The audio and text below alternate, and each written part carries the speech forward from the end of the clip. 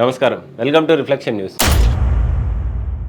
Content నచ్చితే like, share, subscribe చేయండి.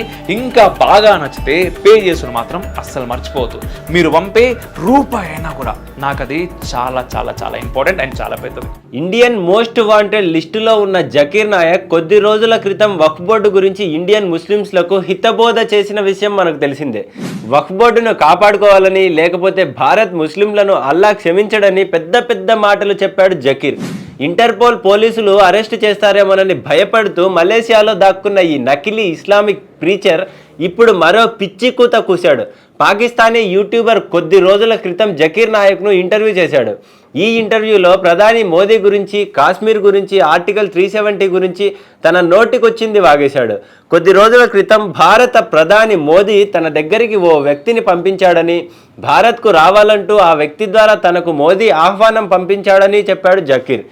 విద్వేషపూరిత ప్రసంగాలు చేస్తూ అమాయక ముస్లిం యువకులను టెర్రరిజం వైపు నడిపిస్తున్నాడని, అల్-ఖైదా, ISIS 100 తీవ్రవాద సంస్థలతో సంబంధాలు పెట్టుకుని వాటి కోసం ఇండియాలో రిక్రూట్మెంట్ చేస్తున్నాడని జకీర్ నాయక్ మీద అభియోగాలున్నాయి.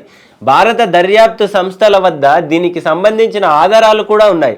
అరెస్టు చేస్తారేమోనని భయంతో దేశం విడిచి పారిపోయి మలేషియాలో తలదాచుకుంటున్న జకీర్ అక్కడి నుంచి కూడా భారత్పై విషం చిమ్మటం ఆపడం లేదు.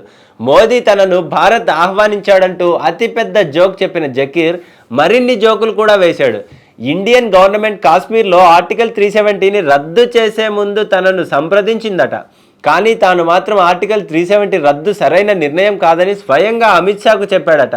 అంబానీ సొంత ఇల్లు యాంటిలియాపై కూడా జకీర్ పిచ్చి కూతలు కూశాడు.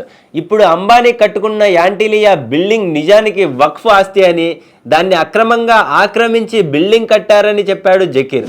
వక్ఫ్ బోర్డు అధికారాల సవరణ బిల్లును తాను సమర్థించడం లేదంటూ ముస్లింలకు భారతదేశమే సరైన నివాసమని చెప్పుకొచ్చాడు. ఇంటర్పోల్ పోలీసులు ఇప్పుడు ఎక్కడ అరెస్ట్ చేస్తారోనని మలేషియాలో దాక్కున్న ఈ దరిద్రుడు మళ్ళీ ఇప్పుడు యాక్టివ్ అయిపోయినట్టున్నాడు. ఏది ఏమైనా ఇలాంటి పిచ్చి కుత్తలు కూసేవాడిని పట్టించుకునేవాడు భారతదేశంలో ఎవడూ లేడు. జై హింద్, జై భారత్.